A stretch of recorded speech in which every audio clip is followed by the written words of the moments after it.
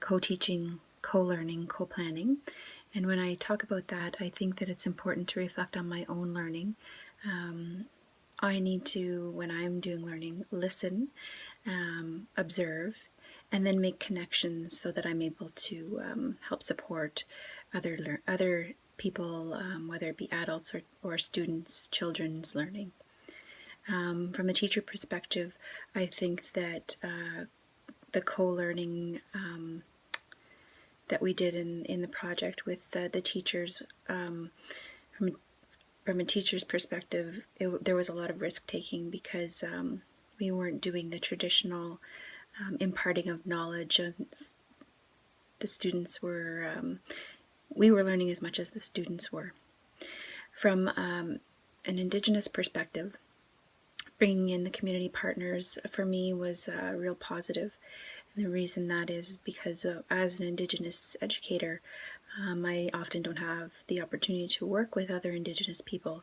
So having their knowledge in the classroom was really beneficial, and it allowed me to not have to explain all the time,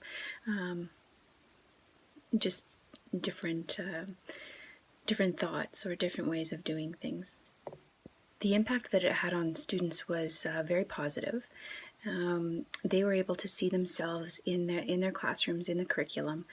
They were able to see that others valued their culture and their identities. They were also able to see community in the schools. They were able to see people they knew from Pikwakanagan.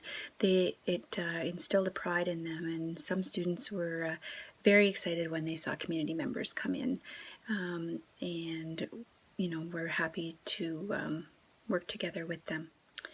If I think about what parents wanted to see, and as a parent, what we want as Indigenous people for our children, we want success for our kids. We want happiness for them. We want positive interaction between our children, their peers, teachers, and administrators. We also want them to have a sense of belonging in the school and a pride and identity. And I think we were able to achieve all of these goals or success criteria for our students. I've often spoke to people about the success that we had in the partnership with ourselves, Eganville Public School, Renfrew County District School Board, Lakehead University, the Ministry of Ontario, the Algonquins of Pikwakanagan. And I think that one of the reasons that we are so successful is we value the knowledge of our community partners. We showed that in various ways.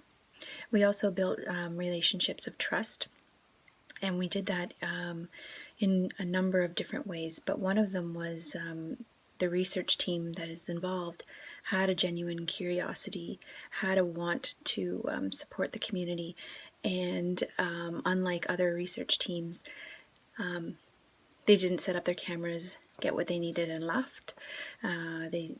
Many times when researchers come to the community, they get what they need and then they leave. We don't ever really hear anything back. But the team here, they shared back with the community, whether it was at the powwow, whether it was with the advisory council, or if we just went and did a math night. So there was a real reciprocity there of sharing of knowledge.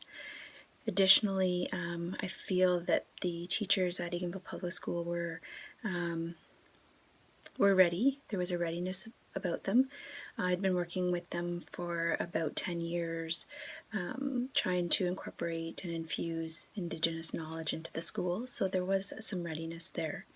We also had a very supportive admin, and teacher flexibility was really important.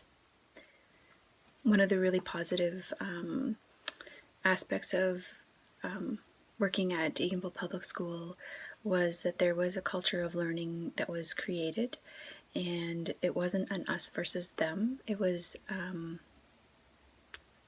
all of us working together, side by side, and taking risks and